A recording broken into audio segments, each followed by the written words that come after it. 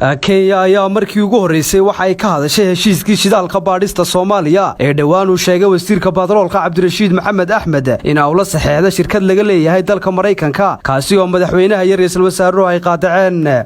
Kenya waxa ay sheegtay in ay ka walaacsan tahay in Soomaaliya ay qandaraasyo shidaal ka bixiso aaga lagu muraysan yahay isla markaana heshiiskaasi uu sii kordhinayo muranka soodinta badda ee labada dal u dhaxeeya isla markaana sanadkii hore ay maxkamadda caalamiga ee dacwadda dunida ay go'aan ka soo saartay diblomaasi diiday in magaciisa la sheegay ayaa warbaahinta si hoose ula wadaagay in Kenya ay isha ku hayso wax ka soo socda magaalada Muqdisho sidoo kalena ay yihiin arrimo quseeyo dhankooda korna ay kala soconayaan. Muran badeedkii u dhaxeeyay Soomaaliya iyo Kenya ayaa maxkamadda caalamiga ah ee ICJ ay go'aan ka gaadhay bishii Oktoobar ee sanadkii 2021 iyadoo ay Soomaaliya u xukuntay dhul badeedkii lagu muransanaa balse Kenya ay ku qancin xukunkaasi isla markaana ay diiday in ay maxkamadda hor timaado. Goobaha Kenya walaaca ka qabta ee wasiirka batroolka Soomaaliya uu sheegay in heshiis la saxeexdeen shirkado shisheeye ayaa waxa diiday oo waxba kama jiraan ku tilmaamay madaxweynaha iyo ra'iisul wasaaraha Soomaaliya.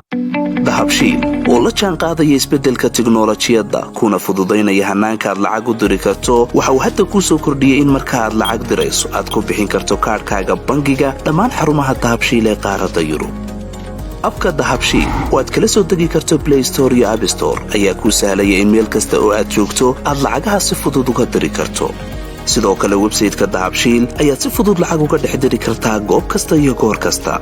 lacag kasta oo aad dirto waxa uu qofkaad lacagta u dirtay sikimo gudahoodu ku helaya adeegga e-dahab ee moobilkiisa gacanta. waxa loogu shubi karaa akoonkiisa bangiga dahabshiil amaba waxa uu ka qaadan karaa dhammaan barnaamijyada dahabshiil ee dunida taxalladeeda.